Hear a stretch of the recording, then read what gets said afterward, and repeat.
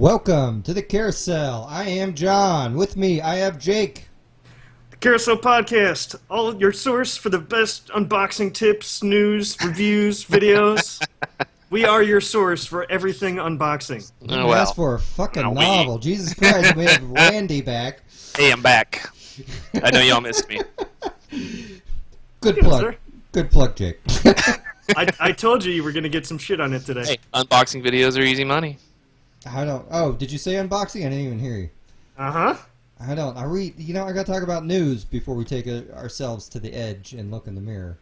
Okay. So, let's see. Real quick, next week we're going to do an E3 special where we're just going to cherry pick the news we like or dislike vehemently and talk about it. And we're not going to restrict it to our usual hour and a half time segment. We're just, if there are 2 topics, we'll be on for 10 minutes. If there are 30 topics, we'll be on for a few hours. So it'll be whatever it'll be. Yeah. It'll be quite the expo. Yeah. Let's see. So we got releases. I'm glad someone made this list because I sure as fuck didn't take the time to. It was real easy. I think you're making up the first one because under games it says Mighty Number 9 comes out this month on the 21st. Mighty Number 9. That's what Metacritic was saying. That's why I threw it in here. That sounds crazy, though, right? Yeah, it does. That's granted, it was pushed back like 3 or 4 times. Randy, Mighty Number 9 is KJ. I don't remember how to say his first name, but Inafune, the guy who makes Mega Man, did a Kickstarter for a Mega Man-esque game, like a new side scroller type. Yeah. Cool. So that is coming out. Mega Man. It's, all right. Looks a lot like Mega Man to me, which means I probably won't play it. Mega Man's all right, but it has a good spot in my childhood and not my adulthood. Yeah. I watched that trailer and I was like, all right, the presentation is terrible, but the gameplay itself doesn't look like something that's going to be up my alley. So Yeah. I haven't been following it. So that's why when I looked at it, I went, oh, well, I guess it's possible that I didn't hear about this. Let's throw it on. Metacritic must be right. Yeah. I was hoping we'd have at least one Mega Man fan on here, but because usually these I like Mega Man. Do you? Yeah. Well, maybe you'll pick it up and love it. And It's hard, man. Tell us about how awesome Mighty Number 9 is. But it's coming out for everything, so even Wii U, really? Yep. Well, I guess none of this can be trusted now. Oh, okay. But yeah, I'm looking at it right here. It says June 21st. It doesn't specify a year though. Maybe it means next year. Well, Right. Good point. First 2048. I think it's been in development for at least 2 years now. It's just he had to push back the release date a whole bunch, and everyone threw a fucking fit on the internet, and it happens with every single Kickstarted video game ever. Like, the only people who have ever released a Kickstarter video game on time has been Harebrained Schemes, the Shadowrun people.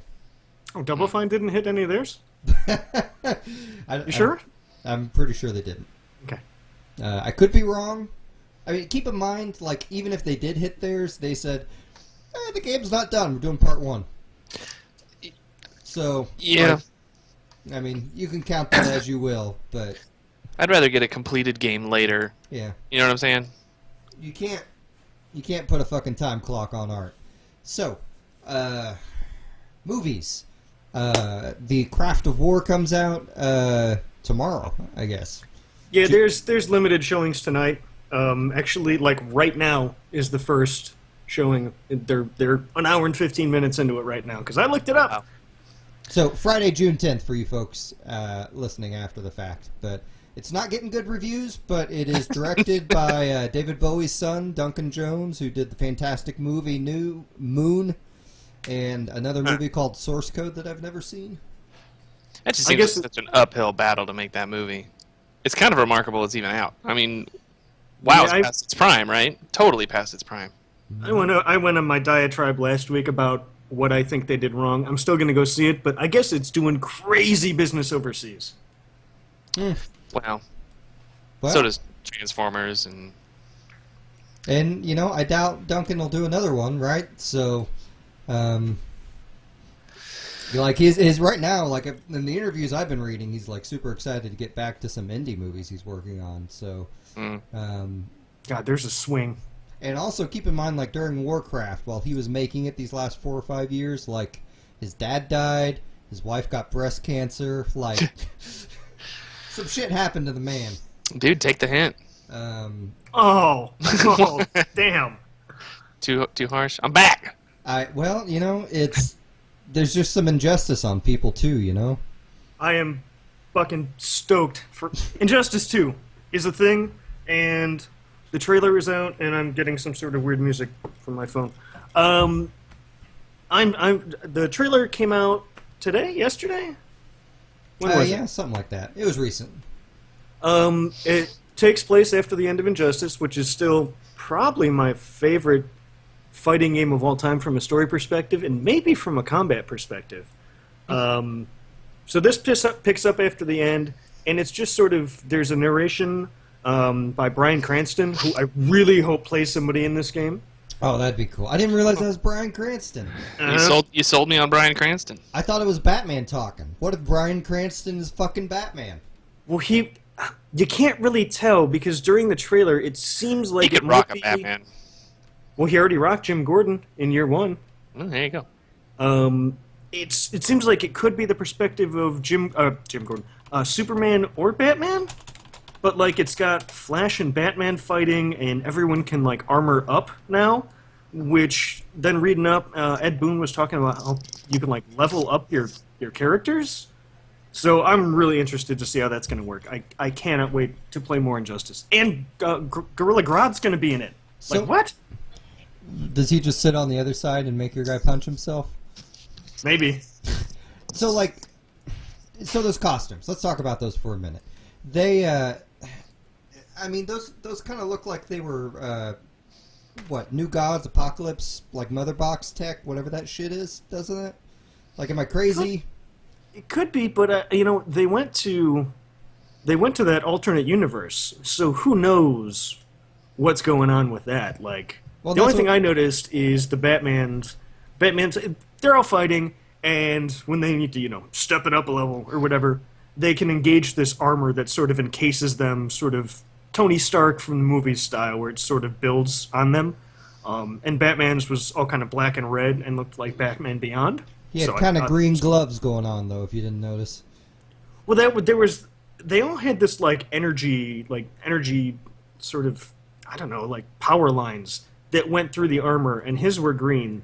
Other people had different colored ones. So I don't know if that means anything. You see, that's why I'm saying it looks like the New Gods shit or the Mother Box tech or Apocalypse. Like, all of that shit has those glowy lines on it. You know, if you look up Oh yeah. the New Gods, all of their shit is made of glowy lines. Yeah, I guess it is. I don't know. It's cool. My favorite part about that was the story, and people love the comics that I will eventually get to. I'm just real interested to see what they do with it, because if Batman's fighting Flash, and then I couldn't tell if it was supposed to be Wonder Woman or like Supergirl or something like that showed up at the end. Oh, yeah, no, like, Supergirl was in it. is that who that? Well, Like- it looked like the S was backwards, so I couldn't tell. Oh, I mean, could it be the Bizarro? I don't remember the Bizarro version of Supergirl's name. Maybe it's just Bizarro Supergirl. She didn't look like dumb and zombie-ish, so I don't know. Well, maybe they're just like, we got to make Bizarro sexy, so we're not gonna like. She probably has like a little scar on her head. For all those necrophiles out there. Yeah. So like, I really like the first Injustice. I was reading the comic before it started. Unfortunately, the comic story was written much better than the game story. So I was kind of disappointed immediately with the video game story, but I really like the fighting mechanics. I love picking shit out of the environment and punching people into new environments. And I know that's in the other Mortal Kombat games, the punching people into new environments thing, but I don't like. I'm kind of in the middle here because I don't think of all the Mortal Kombats as being good, and I'm curious as to how they're going to make a quality sequel to this. I don't know. I've liked everything NetherRealm's put out since I think since their inception. Also, So- Superman. Why does Superman need armor? Like, granted, I'm a hypocrite in that if they showed Superman and his son of Darkseid armor, I'd be like, well, fuck, I'm down. Give the man a sword. Well, you gotta have anti-kryptonite armor, right? Because even though it's super rare, every motherfucker seems to have some kryptonite on him. Yeah, yeah. Well, that's what that's how everyone gets their fillings. So they just pry that shit out of their teeth. Kryptonite fillings. I mean, that's your intro into the DC comics. Like, you're a bystander. Like, here's your kryptonite ring, and that's No, it's Superman. Superman. Right. Choose whether you're on his side or against him, and proceed. Well, it looks like they redid. I mean, granted, it's not a gameplay trailer, but keep in mind, Injustice was a last-gen game. They ported it, but it looks like they redid the models and stuff. I'm pretty excited about it. I will play pretty much everything that studio puts out until they disappoint me. It'll probably be pretty good. I guess for me, it's just a question of, do I pay $60 or do I wait for the $20 mark? So, Games don't go down to $20 for a couple years. no, not a couple years. Like if this releases, It depends on how popular it stays. I mean, granted, if this releases Christmas of this year, it'll be $20. Summer of next year. But it's usually about a 6 to 8 month wait. But being an Amazon Prime member, of course, you already get 20% off, so that's always a big maybe thing for me. But I don't know. We'll see. I mean, let's not beat this topic dead. Oh, here's one. This isn't on the docket, but I just saw this on Kotaku. Kotaku, I can do it. DLC trailer leaked for Destiny, and they're bringing back Galahorn. That's cool. Yeah, that's a couple days ago. Well, this says today at 7 a.m. Oh. Yeah, I think it was leaked today or was announced today or something. Was it? Okay, maybe it was just Well, anyway, I'm rumors stoked. or something. I'd love to get back into Destiny. I haven't played it in a while. Well, And a new expansion might just be the ticket. it's a $30 expansion. I'll pay it. Cool. Well, then you can report on it then and see if you can talk me back into reinstalling it. Oh, man. Yeah, I ran out of space on my hard drive the other day, too. So, yeah. I burned my shit to the ground this week. I went to install NBA 2K16. It was like, hey man, you're like 12 gigs short. And I was like, okay. And just cleared 160 gigs off the thing. I was like, all of you, get out.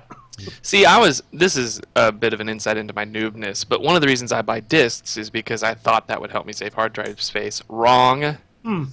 Yeah. Whoops. Doesn't. But Yeah. you don't have to wait the, 8 to 24 hour time period it takes for Sony to let you download something. So You Well, can I install mean, it quicker than 2K at a time. Yeah. Yeah. Well, there's always there's a day one patch every time you put a disc in. Yeah. So this next one I think is yours, Jake. It's going to be real short. It sounds like they're probably going to announce Dead Rising 4 at E3. Seems like people are kind of stoked on that. I think I have Dead Rising 2 for free sitting on one of my Xboxes. I never played 3, and I guess I hope people like 4. I don't know. They just seem so repetitive to me, and that timer, that 72-hour timer, it was the same thing that bugged me about Majora's Mask. I hate going back and doing stuff over and trying to... Never did it for me, but hey, there you go. It's news. We'll probably talk about it next week. It works for me on Majora's Mask, but I see what you're saying. Yeah, I never... Susie, my wife, really likes Dead Rising 1 a lot. And I know we own at least one of them, if not 2 of them. I almost played the third one when all the hype was going on for it, but then I didn't, and so I probably never will. I mean, they get a ton of zombies on the screen. Technically, it's pretty impressive. I don't... Okay. I play too many games with a ton of things on the screen to hit, so... take that as you will. So, next one. Jake, you wrote this on there. You just fucking say it. Folks who have Xbox Live Gold, I myself am no longer part of those ranks. But, this might get me back into it. Folks who have Live Gold get to try out EA Access from June 12th to June 22nd. So you can basically access any of the games that they have, and I think they call it the Vault. You don't get, discounts on buying new games from EA or anything like that. It's just try our existing game service and see if you like it, and then you can pay for it.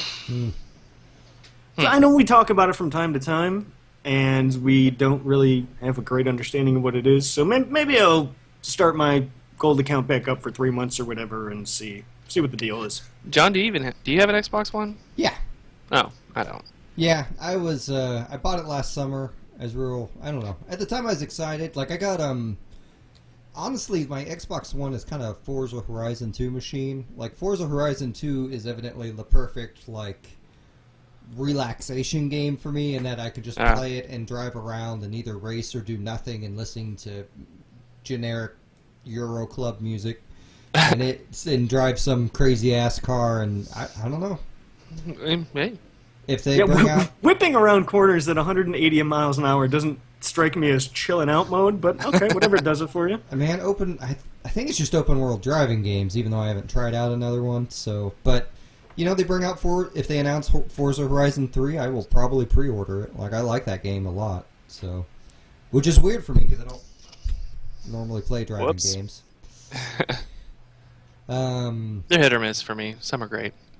So, and last but not least, Persona 5 release date announced in the U.S. for Valentine's Day 2017. Jesus. Pre-orders have already hit.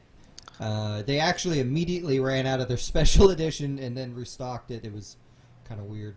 Holy cow. But for as wildly popular as this game seems to be, I don't know how I went 30-something years of my life without ever hearing of it. Well, it didn't... It got wildly popular after Persona 4 released, really. Like, months after.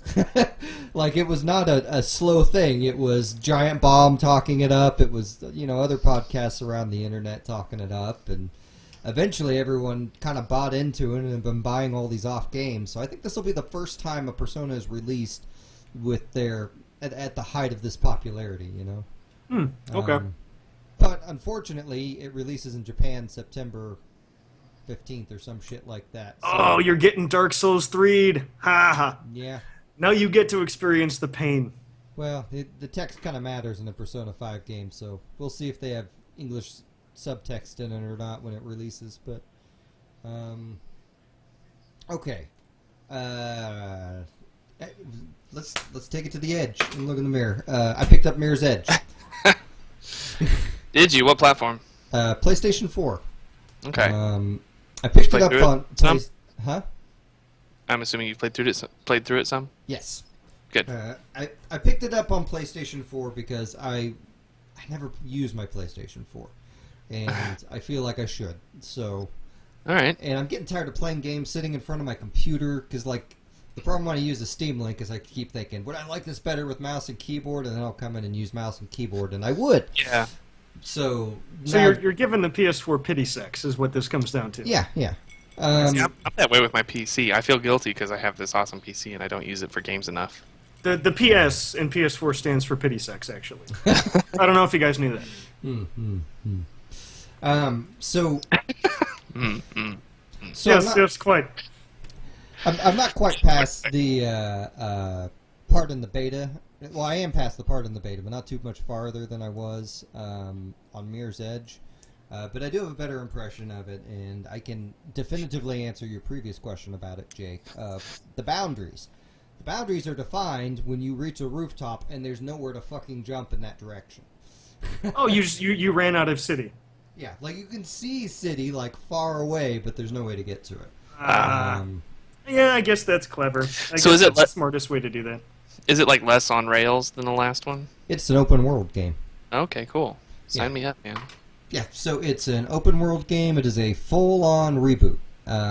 Nice. The whole sister relationship is evidently fairly different. I've only seen the sister through flashbacks, so I'm not really... I'm not entirely sure what her occupation is. I saw another Asian woman in the game, so, you know... In the original, she was a cop. Exactly. Huh. And the other Asian woman I saw wasn't a cop, but was not on the side of the runners, which made me wonder if that was her sister. Mm-hmm. So we'll see if there's more than one Asian person in this game or not. You keep an eye out.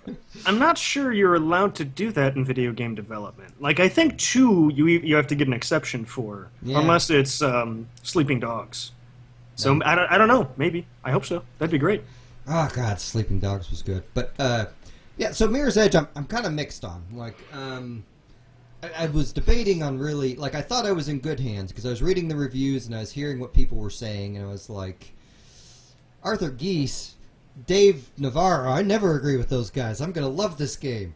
And I'm kind of like out of my 4 or so hours I'm putting into it, if that, like I'm about an 8 out of 10. But so that sounds good. The movement is still good. Yeah, it's just not mind blowing like I wanted it to be. But that's okay. That's my problem. The open world is gorgeous. Yeah. It is a lot of fun just running around grabbing onto shit. Mm-hmm. They added a skill tree where you can kind of improve some of your movement stuff, but you don't start out with some of the things from the past game that you had. I don't know that it was missing that, but that could be fun. Well, and the first couple, there's really just about 2 skills that you don't start out with from last game, which is roll when you land and do the 180-degree turn. Oh. But you can get those pretty quick. Like, they're immediately available on Level Up. After you play a few hours into the game, you get a grappling hook.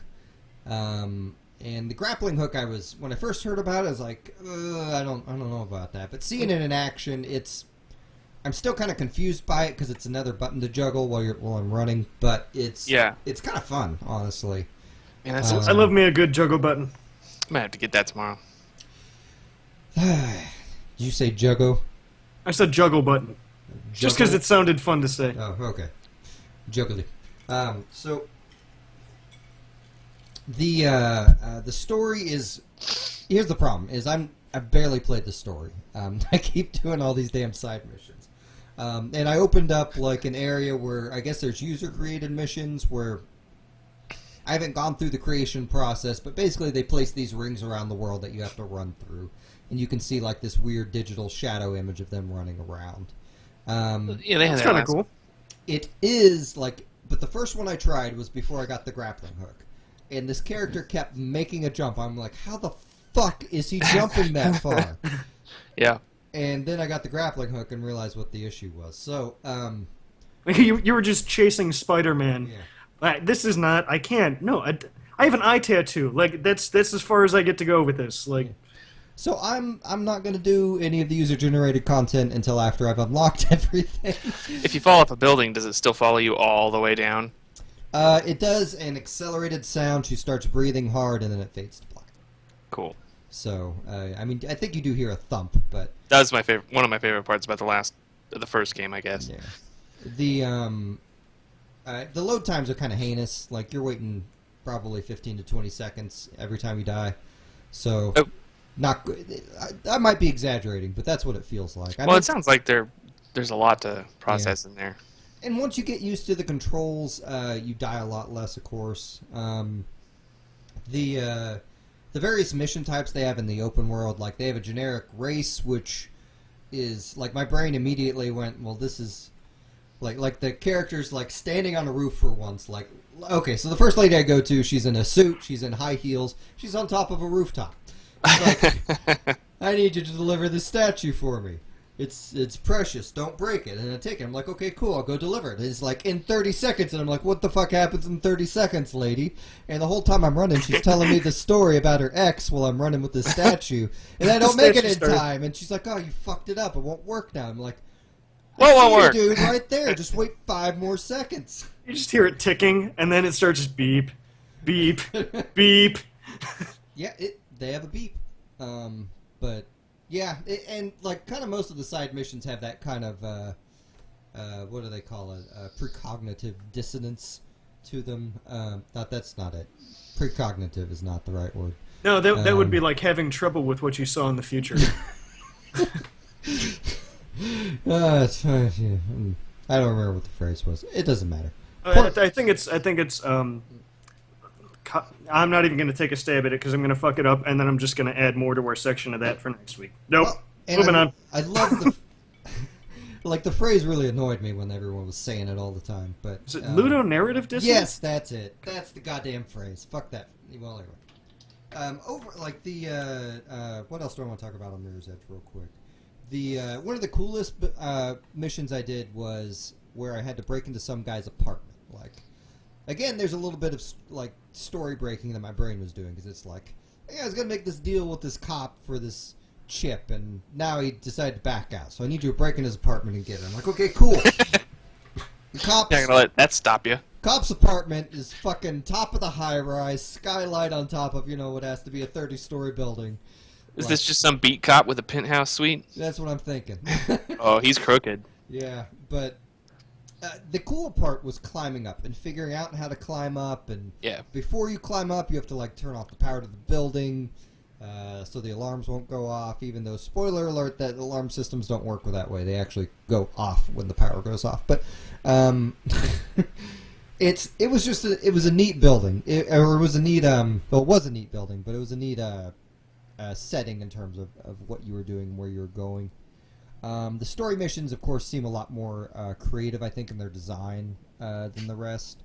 But overall, I like the game. But I also think it's going to be one of those games that's more particular to me than a lot of other people. I think you're probably right. Yeah, I haven't gotten any motion sickness whatsoever from it, but I mean, Polygon posted an article, so Wow. Could you imagine that? in CYA. VR?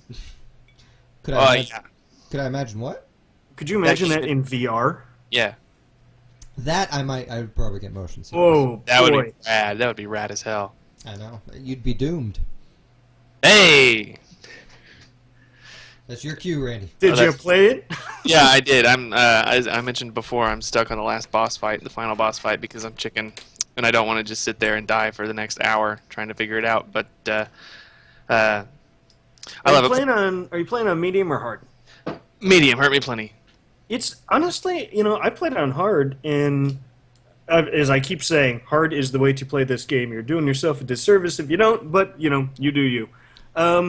It's not that tough. There's a part of that fight where sort of the floor is lava kind of thing, Yeah. and that's a little tough. But aside from that, if you got the homing rockets, you just go to town on that asshole. All right. I'll give it a shot later. Anyway, I love everything about it. It's got everything that old Doom had. It makes me feel like I'm in, 6th grade again. I don't know about you guys, but every time I sit down to play it, my pants magically disappear. Like it's really the best game ever. It's got everything you want, man. It's super violent. It's bloody. It's got an awesome metal industrial soundtrack. So I have been playing it on hard. It turns out I thought I wasn't, but I did set it to ultra violence, and it is so much fun. Hurt Me Plenty is medium, right? Yeah, yeah. Or normal difficulty. So Yeah, it's not been too hard to navigate. Love that chainsaw. Love all the power ups. They brought all the old power ups back. The armors, everything. I don't know. It's just so reminiscent. It's all the best things of old Doom and all the best things of new games, all rolled into one beautiful package. You got a favorite weapon? I mean, the chainsaw when I have the gas. I probably just use the super shotgun all the time. I have started using that one an awful lot lately, but Ooh, the regular shotgun with the 3-shot burst is pretty nice too. I always use the rockets on the I Yeah. use rockets on anything that gives me the option to have rockets. Like I didn't like the I use the rocket launcher a lot too. automatic gun until I got rockets for it, and the rockets on those actually work really well. Like, The is tank it, gun's pretty nice too. if it let me put rockets on the chainsaw, I would probably do that. Be pretty Yeah. rad. There was this old thing my friend had. It was called Doom Hack or something like that. It was back in the day, and you could do things like you could alter the code to make your chain gun shoot shotgun rounds, and you could just murder everything with that. We spent so much time messing with that. You could alter levels and alter enemies and stuff. I didn't That love was the so much chain fun. gun in this one. Really, I love it. It's okay. It hits like hell, man. Well, see, I feel like you gotta stay on a target for so long to put it down. Well, I mean, it takes And- time to spin up. Well, and you gotta spin it up, and you're slow or immobile, and I just have too much other good shit that'll take them down quicker. Like, I got Fair a enough. Gauss rifle, for Christ's sake. So what's the hardest demon? To me, it's the pinkies. I hate those guys. Which ones are the pinkies? I don't know the names of They're the anything. dogmen that charge you. The ones that turn invisible later. Okay, I haven't gotten that far. I just got out of the first level of hell, and then it just threw me in an area that I guess I'd already been to, but now it's destroyed. Right. Um, There's pinkies. You're gonna be getting to them soon, because there's predator pinkies who have like the active camo. Yeah. They're real assholes, man. But those were in Doom too. They were the regular ones and then the shadow ones. Man, They're dicks. They're, Honestly- they're Love it. big pinky dicks. playing this game has really just made me wait for that. Like, I'm excited for the Steam Summer Sale to go buy the original Doom games. Yeah. I doubt I have any my old copies, and even if I did, I don't think I have a 3.5-inch floppy drive anymore. So, That's what I was gonna say. like, no, I don't, unless it's in a closet somewhere. But you know what? I was thinking about this now that we've had a couple weeks sort of for the excitement to die down a little bit, and everyone was so surprised this game was so good, and the E3 demo, whatever many years ago, wasn't nearly as fast as what the game ended up being. So okay, there's that, and the multiplayer was total meh. So there's that, and I get all that, but we really should have known because Bethesda just did this shit with Castle Wolfenstein like 2 years ago. They nailed it. We should have known. I still haven't played that one. Ooh, it's a good one. You see, I've never been much of it. Like, I played the shit out of the original Wolfenstein, but I don't want to say that I actually like the original Wolfenstein. Like, yeah. I don't think I loved it. It was just something I was doing at the time, and so I've never really been much of a Wolfenstein. At that time, you kind of played the games you had. Yeah. But back then, it was all straight up, you were just running through a blue castle shooting Nazis. Right. But, Mecha Hitler's at the end, and true. In the years since, they've sort of gone with that, and they go with sort of the occult angle in, was it Return to Castle Wolfenstein that came out on the Xbox? And so there's zombies and magic and all that kind of shit. Mm-hmm. And in this one, they sort of went down the alternate reality, the Nazis figured out super science back in 1940, whatever. So everything's got lasers and jetpacks and is cyber dogs and stuff. So, like, it's not just boring walking through hallways shooting Nazis. Like, it's a really fun take. And they have this goofy alternate history thing that they did in the most recent one. It's great. You should play it if you get a chance. I've heard good things. Honestly, I've heard enough good things about it that I kind of want to now. I just don't want to pay a lot for it. So, like, after playing Doom, I kind of was actively looking for, like, a $10 copy, but... I was going to say, how much... That game's, what, you said a couple years old. How much can it be? Yeah. The problem is no one fucking carries it. Like, I went to Best Buy, and they didn't even have a used copy, and I went to GameStop, and they were selling it for, like, $30, I think. Jeez. Why did you not go to what should be your first go-to, which is Amazon? Because I didn't want to wait. I wanted something today. Or they have yesterday. used shit up there all the time, man. Hey, I get it, John. You want a game now. Yeah. And now I have too many games. I still got to beat Doom, and I got Mirror's Edge going on. I got Odin Sphere in the mail. That's what I'm saying. You just you do the no hurry. You get your dollar credit on digital, whatever, and it comes when it comes. You know. That's the way to do it, man. I'm telling you. Okay.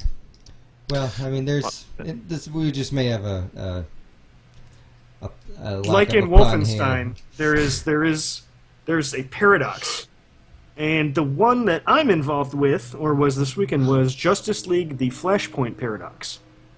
I can't talk about it too much because there's going to be a lot of the cool stuff about it is the way this alternate world, alternate history kind of thing is revealed. So wait, real quick, is this the animated movie you watched? Yes. Okay. It's been on Netflix for months and months, and I've meant to watch it and just didn't get around to it till this weekend. Basically, I never knew the backstory for Flash about his mom. Oh yeah. Like a burglar broke into the house and like straight up killed his mom. I had no idea. So you never even like watched the first episode of The Flash? Oh, I watched like the first 10 episodes or whatever, but I was just waiting for him to get real fast. So I probably forgot that. And I never know if that CW stuff is canon anyway. So. Well, I mean, it wasn't the same origin, but Flash's mom was always dead. Like in the comics, like on the Flashpoint stuff, it was what was it? There was okay. You keep talking about it. Maybe I'll remember the point I was going to make about the comic difference. It's pretty quick. He uses the Speed Force to go back in time to save her. I don't remember what caused him to have this epiphany and why he didn't think of it 20 years ago. Maybe they address that, maybe they don't. But what happens is he basically butterfly effects the next 20 or 25 years, and when he gets back to the future... I don't know, you want to throw the music in there or whatever. He gets back to the future, and everything's totally different. People have different allegiances. It's kind of like Injustice. Some bad guys, or some good guys are bad, some good guys are fighting each other. Batman is a totally different person. Superman's never had his powers because the government grabbed him and threw him underground the second he crashed. I don't want to get too much more into that stuff because those are the cool pieces about this movie. Like, it's a real cool what if. And it's got, for as obvious as it is and is not foreshadowed, but almost forecasted as they make it. I don't know if that's the right word I'm looking for. It's totally obvious what the ending's going to be, and it was still surprisingly poignant. Like, it kind of tugged the heartstrings a little, even though you knew it was coming. So, if you have Netflix and you got an hour and a half, give it a watch. It's real good. I was pleasantly surprised. It's definitely one of the better DC animated features, and I actually like it better than its comic book counterpart. I don't know how much do you know about the backstory in the comics on this. Do you know anything about any of that shit? Not really. I like Flash as a character, but I've never done like a super deep dive on Gotcha. him or anything. Well, this is the unfortunate truth of it is the backstory for this is DC wanted to reboot their universe, and this is what spawned the New 52. Oh, that's okay. All right. So this is what they did was Flash wanted his mom back. In the movie, they make it, it's kind of reverse Flash's fault. In the comics, it's Flash's fault. Period. You mean Zoom? Zoom? Oh yeah, whatever. Whoever he is, the guy in yellow. That yellow bastard. Yeah. I first kind of learned about it from playing HeroClix, because a lot of the Flashpoint HeroClix back in the day were pretty fucking awesome, and they were all these cool alternate things, and they all had these crazy abilities where, like when you killed the Aquaman HeroClix version of it, he, like, floods the world kind of thing, and... Oh, so it's God of War 3. I got it. Okay. Yeah, it's, they have a lot of neat aspects to it. He's one of the few pieces that made a water team in that game work at all. But anyway, that's neither here nor there. So, I guess speaking of this, I read the I'm sorry, did you have any closing points on this? Nope. I can't say anything else about it because I'll ruin it for people. So we're moving on. I read the Hypernaturals. This is a comic book series my brother loaned me that was written a few years ago. It was one of the last projects by Dan Abnett and Andy Lanning, who are probably most famous for their run on Guardians of the Galaxy, because they didn't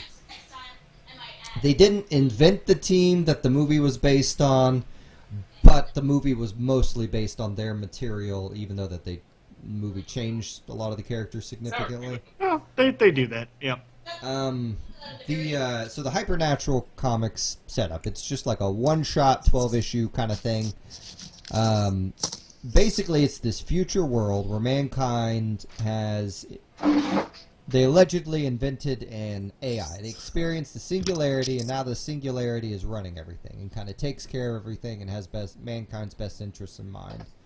And it maintains and runs a superhero team called the Hypernaturals. That's kind of cool. Most people in the world are born with some sort of superhuman trait, and you got to kind of try out for the team and all this. And, like, the comic book is littered with these, like, I never can say his name. The guy who directed RoboCop. Like, he always has commercials and shit. Yeah, Verhoeven. Yeah. It all these Paul Verhoeven-esque, like, ads and, like, interview excerpts, like, throughout it that are I thought were nice touches. The hard part about it is the singularity is continually referred to as the quantinium, like spelled like continuum, but with a QA instead of a C. Quantinuum? Yeah, it's something. Is there also residuum, or how far are we going with this? Well, you got to come up with something so you can trademark it. Yeah. That's right, like it's Warhammer. Gotcha. Okay. The story kind of starts where basically the new they're going on a bicentennial run for the new Hypernaturals team, and they mysteriously disappear. And so now you have new recruits and old members of the team kind of getting together and figuring out, and it kind of unravels from there. I spoiled the first issue, so sue me.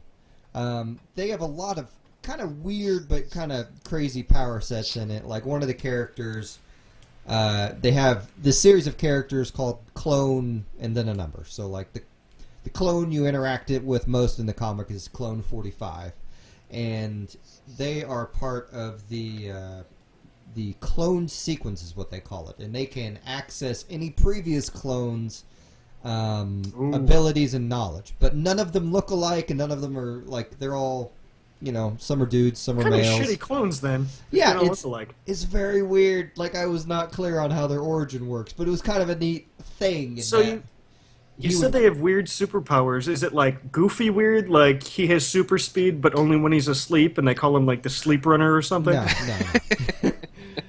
No, just kind of interesting and venty. Like, although Guardians has a lot of comedy in it, the comic was never slapstick. It was actually, it was comedic in that it was very pessimistic. Well, and of course Groot can't talk, but like this comic is not like it has some funny stuff in it, but for the most part, it's a fairly serious comic. Like another inventive power is one of the chicks in it has super speed, but she goes on to say, look, this is kind of more than super speed. Because what I do is completely physically impossible. Because she basically is Quicksilver from the X-Men movies, where she pauses time, does a bunch of shit, and then stops. But, they make it a clear point to say, look, I'm not really running this fast. Something else is happening that we're not really sure what it is. Side note, I saw Days of Future Past this weekend as well. Those Quicksilver scenes are fucking rad. I backed it up 4 times and watched it over and over and over. I loved that. Oh. Anyway, have you seen the new one yet? Apocalypse? Yeah. I may have gone on YouTube and saw a Russian version of the scene that he's in. Maybe. There are 2 Quicksilver scenes allegedly in Apocalypse. Ooh. So you haven't seen it yet, huh, John? I only watched a couple, like maybe 15 seconds of it because I realized I didn't want to spoil myself by having some, Peter Gregorievich or whatever, screaming in my ear while he was. That is out, right? Yeah. It came out like a couple weeks ago. Yeah. Okay. I keep meaning to see it on like $5 Tuesday night at the Cinemark, and it just keeps not happening. You got to go before noon, man. Hit that AMC before noon. It's like $5. Is it? Yeah. Is it that way on the weekends? Yeah. Maybe I'll do that. All right. Yeah, man, hit up Manatee. I have a wife who'd love to see it too. I'm sure you could take her. Well, and I'm fairly negative on the X-Men movies, so I may not be the best me person too. to see it with. She likes the new ones, the reboots. I like First Class. I thought Days of Future Past was okay, but that was also... I mean, anytime you redo a Claremont story and completely fuck it all up, like, I'm going to be upset. Like, and you could argue that they didn't fuck it all up, they just did a completely different story, and that's fine, that's what they should do, but it still bothers me. I'm kind of excited. I loved the alt storyline. What was that? It must have been 20 years ago now, Age of Apocalypse. Oh, yeah. I loved that alt storyline, so I'm kind of excited to see what they do here. I have no idea how this is going to go, but... I'm excited to see the actual X-Men school parts of this, since the X-Men movies want desperately never to do those parts that are so important and integral in the comics. Yeah, that's kind of what X-Men's all about. Yeah, but I don't know. All the negative things I've heard I probably will agree with, but all the positive things I've heard are enough that make me really want to see it. Yeah. Those old school Sentinels back in the 70s, man. That's what I was waiting for. I was so disappointed when the Sentinels were all just, like, we got metal stuff, and they're spooky and it's kind of pointy, and went, no. Didn't they have, like, blank faces that just shot light? With a pair of eyes. Yeah, they looked a lot like that thing from the first Thor movie. But then back in the 70s, and they unveil the first versions, and they're all decked out in purple like they were in the cartoon, I was like, all right, I'm glad you made me wait. You see, those were... They weren't perfect, but they made like, me smile. They look like they'd charge with like an Apple, USB charger. Okay. 3 hours of battery life. I mean, they were Sentinel. okay, but they didn't really do much, Sent I Nell? I also question whether they had that much advanced, like, plastic technology in the 70s to build a whole robot out of them, but I guess that's a pointless observation anyway, since they don't have the technology to make one of those robots to begin with. Yeah, you always got to be careful in superhero comics and stuff. You got, you accept the superpowers, but then you're like, now hold on with the plastics. Yeah. I mean, to me, that's kind of the mark of the good story, is like, I'm not I'm a technical person at my job, but I can enjoy media without being technical. Usually, as long as it doesn't delve into whatever my like if it gets into building construction, then my brain will start picking shit Which apart. that's a shitty movie anyway. That's probably pretty rare that you run into that in a comic book movie. Most of the time, it's people shutting off the power for buildings. You know or what? how sprinkler systems work or shit like that. You're going to have to go back and watch the original Jurassic Park now and take a look at those schematics, and then maybe you'll get your cackles up. They don't use that kind of solder. Yeah. They didn't have this kind of stuff in 1993. It's bullshit. Man. See, I don't know anything about schematics, or I might have been able to construct it Well, better. there's the old, this is a Linux system, I can get into it thing from the 9-year-old Yeah. girl. No, it has plenty if you need to make fun of it. Oh, yeah, well, yeah. Okay, well, I mean, It was a Unix system. Sorry. these jokes and observation are a bit She arcane, but knows. you guys are masters of that, huh? Okay, we're done with super mutants and warlocks and whatnot. Okay, I have been playing a I don't know about very, definitely not recently released game. It's called Warlock Master of the Arcane. It is a budget level fantasy skinned Civ 5. It's got magic spells in it, and basically magic takes the place of technology. Okay. So instead of researching technologies, you are researching magics. Cool. And there's also there's kind of analogs to your gold and production and all that stuff. And magic is kind of your technology. But then is it really a Civ 5 mod, or are you just comparing it to it? No, it's a knockoff. It's somebody else wanted to make a Civ game. So Gotcha. Okay, I'm sorry. Have you ever played Master of Magic? I have not. It is a Master of Magic knockoff, to be more specific. Master of Magic is an old '90s game that this game is nearly a verbatim update of. It has been a year or two since I played it. I did not play more than, I don't know. Someone gave me a copy. I wish I remembered who. I was real appreciative of it, and I played it a bit, and I loved that it was, because I love Master of Magic. It's a simple enough of that type of Civ game in general. I guess you could argue Master of Magic is a Civ knockoff from back in the day, but it was very much a move shit around, press the next turn icon thing. But you research... Yeah, it's a Fantasy 4X and all the stuff that comes with that, but you're wizards instead of civs. Yeah. And it's weird that, and I'm going to probably have to correct myself next time on this, but it's when you get magic or mana or whatever, you're using it to research spells, but then you're also accumulating a mana pool that you can then use to cast spells that can either raise the land or lower the land or change the land type or just blow motherfuckers up or give buffs or stuff like that, which seems really cool on paper. I don't know that I love the way it's integrated. Didn't execute. Well, because I feel like I'm never ever really getting a spell that I want to use, and it feels like there's no tech tree, because when you complete a research, it just gives you 5 or 6 more spells to choose from, and then you pull out the next one that you want to research. But all it does is replace that single one, so it's not like, you keep getting a new pool of spells, and if you sort of cherry pick out the good ones, you're just left with this pile of shit, and it's like, I don't want any of these. Do they... I'm trying to remember this game, because it's been a while. Because I played it and decided I'd rather just play more Master of Magic.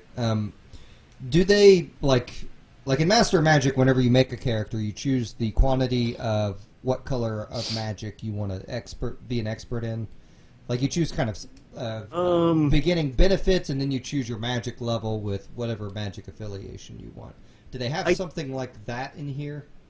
Well, each wizard has their own traits and specialties. And there's a pretty good chunk of them. I want to say there's 14, 16, 18. I don't know if you can make a custom one like you can in Stellaris, but they do have varied sort of strengths. These guys research stuff quicker, these guys make more money, these guys start with more money. This guy is super into skeletons and raising them, skeletons and the raising thereof. And he's the spooky necromancy guy. They all have their sort of purviews, if that's the word I'm looking for. In general, they don't off too hard. I would actually say that Civs in Civ 5 probably have more meaningful splits because it's just kind of minor stat bonuses from what I remember. It's real hard to take and or keep any territory. Kind of you either have to build a ton of dudes, which then your upkeep just kills you right then and there. It doesn't end your game; it just sort of murders your prospects to being able to do anything. And you kind of have to keep a large standing army because there's a ton of barbarians, except they're not barbarians; they're werewolves or demons or creepy skeletons or bandits or whatever, and they will totally take over your cities. It's not like Civ where kind of as long as you get 3 or 4. Yeah, I don't know what the hell's going on here tonight, guys. What are we You doing? got on to me for that earlier. Sorry. Bueno. It's gonna Oh, happen. bueno. So, yeah, these things will totally take over your cities. It's not like in Civ where you can just have these barbarians and you just plink them to death. Yeah. Or they just like, oh, I'm hurt, I'm gonna fuck off. None of that. Like, these things will straight up take over, and then you have barbarian cities.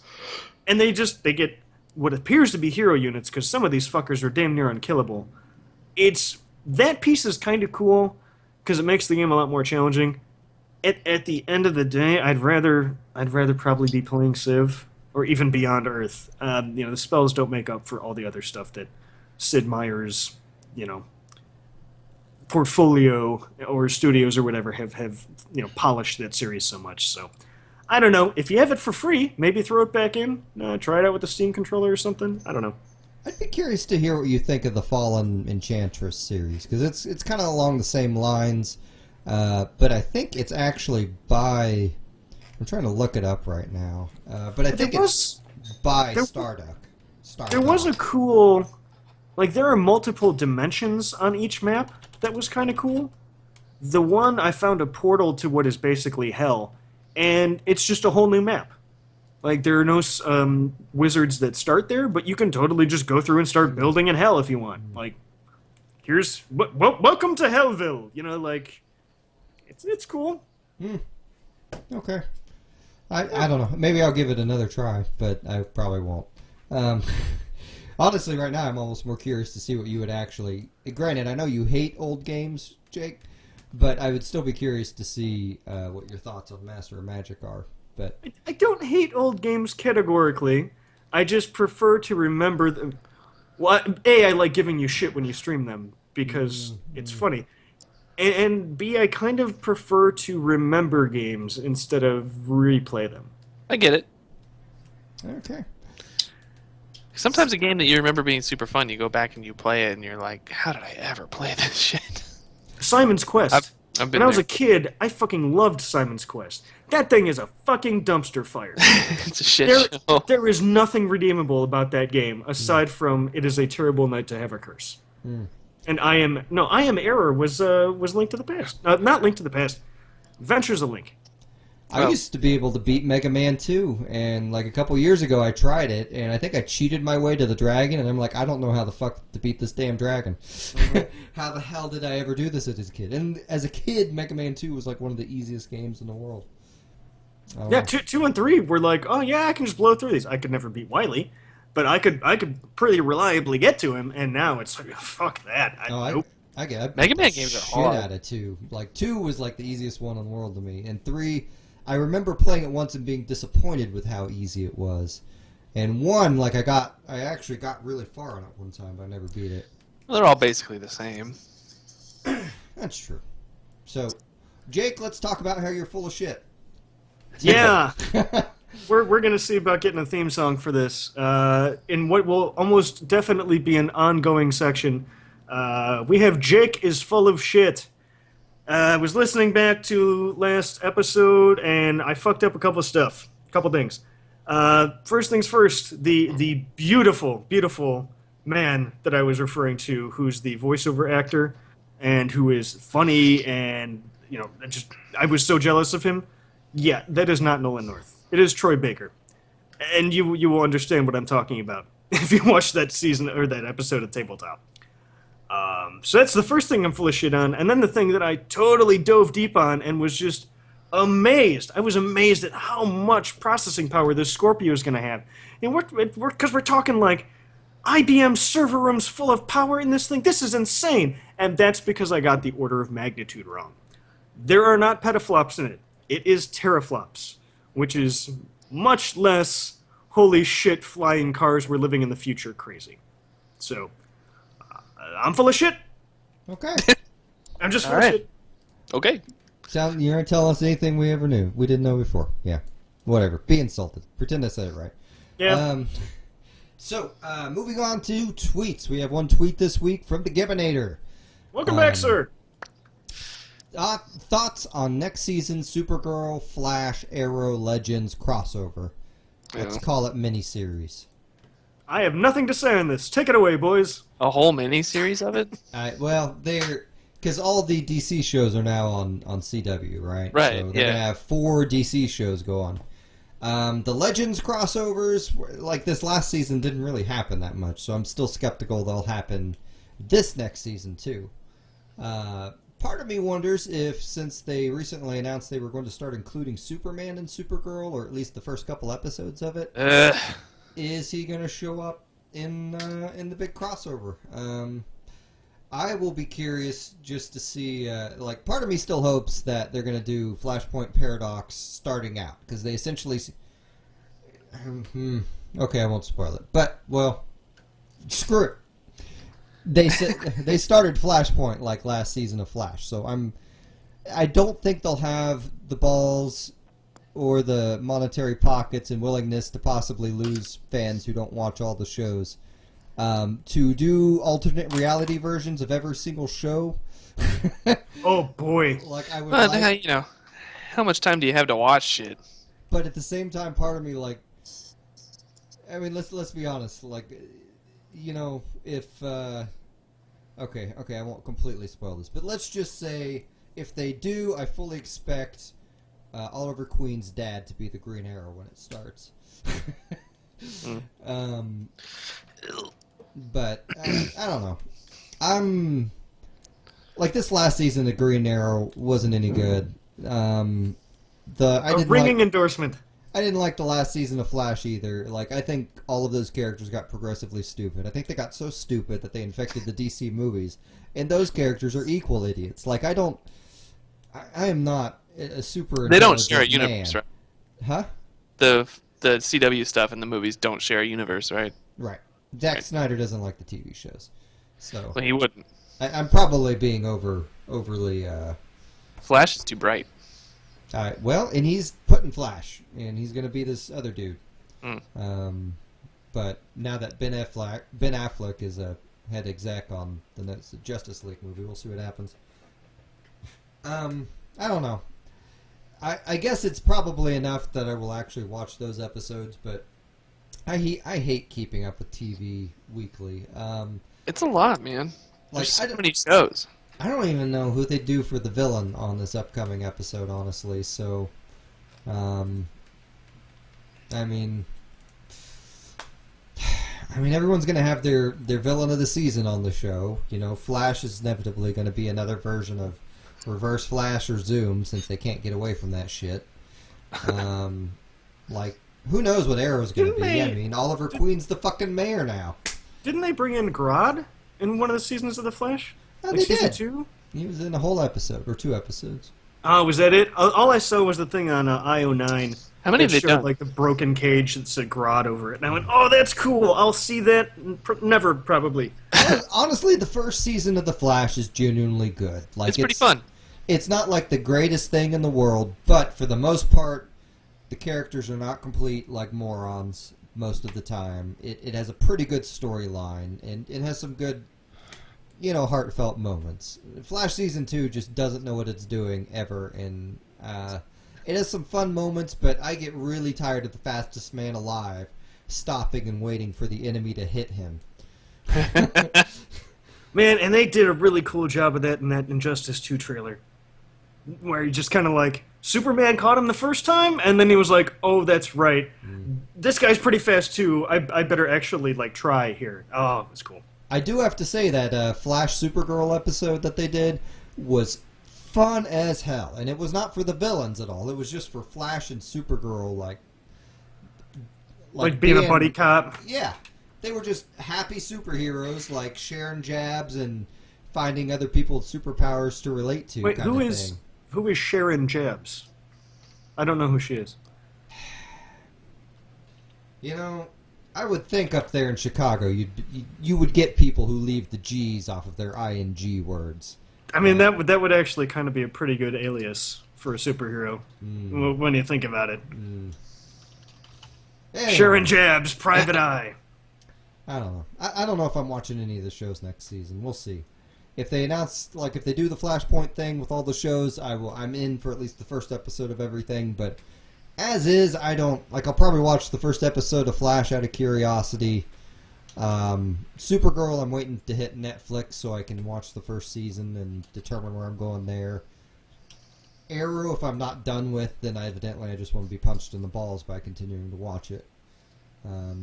Just work it like a speed bag. Okay, so I believe that's it, guys. You can rate and review us on iTunes so people can find us and listen to us and come hang out with us. You can send us emails for us to discuss at carouselpodcast@gmail.com. That's CAROUSEL. You can visit the website at thecarouselpodcast.com. Visit the Twitter, Carousel Podcast. Buy my music at MusiM.bandcamp.com. What's up? Who is this Carousel? Who is she? Go on. She's from the planet Krypton. You know. Oh, okay. You Okay. know, that's how they all do their names, right? All right, she'd be Carousel. Yeah. That would be her. Carousel. Yeah. Yeah. Yeah. So, Yep. what are we even talking Good talk, about? guys. You guys want to plug anything up? TheOtherJZee on Twitter. That's JZEE. That's it. All right, Randy? Where can Nope. we find you? No? Nothing? No, my handle is OSU Cobra at twitter.com. And I am John Musim at twitter.com. So, see you guys next turn. Actually, we'll Yeah. see you Yeah. guys. Thursday for the special E3 episode. Yeah. Eee! All right. So, titles. Oh, yeah, bye. We miss you, Joey. So we're done now. Well, now we got to discuss Titles. titles. Yeah. I just wanted to bring it up that I'm looking at the Twitch page, and it still says the weekly schedule is Monday at 8 p.m. Wah wah. No, fucking lame. You want to read off titles? No. Who's in charge of that one? I'll fix All right. it right now. We got Rock a Batman. I don't remember who said that. What was that? I mean, I'm You- sure it was about Injustice, but you what said was the that. context? You said something in front of Rock-a Batman, but Huh. you said Rock-a Batman. Okay, all right. Shit made of glowy lines. The Pity Sex 4, and Skeletons and the Raising Thereof. I'm partial to that last one. Pity Sex 4 worked too, Yeah. but we already made a PlayStation one a couple of turns ago. So what? I don't know. I'm open to either one. What do you guys think? 56-4. Let's weigh it out. Like, the Pity Sex 4 is entertaining. Skeletons and the Raising Thereof is a good phrase. It's just so proper. Like It it looks is. like it belongs on like a book in Harvard or not Harvard. Like in I wanted to say Carthage. That's probably Yeah. a little too far back. It's a chapter in the Necronomicon, right? yeah. It's a very The subheader. I don't remember the Necronomicon reading that well, honestly, but It's written gotta- in blood. You have to have the good translation. You know what I'm saying? Oh, you can't yeah. do a literal translation. You Yeah. have to have a good translator to kind Yeah, of. that's. you gotta Whoa, get the I got copy it. that's made of human skin. Yeah. I got it. It's the Yellow King James version of the Necronomicon. Yellow King James. What does that mean? Cthulhu mythos. The Yellow Oh. King. Fuck you guys. Sorry. That just. Okay. All right, did we convince you, Randy? For the skeleton one? Yeah. Okay, let's do that. So, thanks for everyone for joining us live, and we'll see you next time. Bye, Cool. everybody. Bye.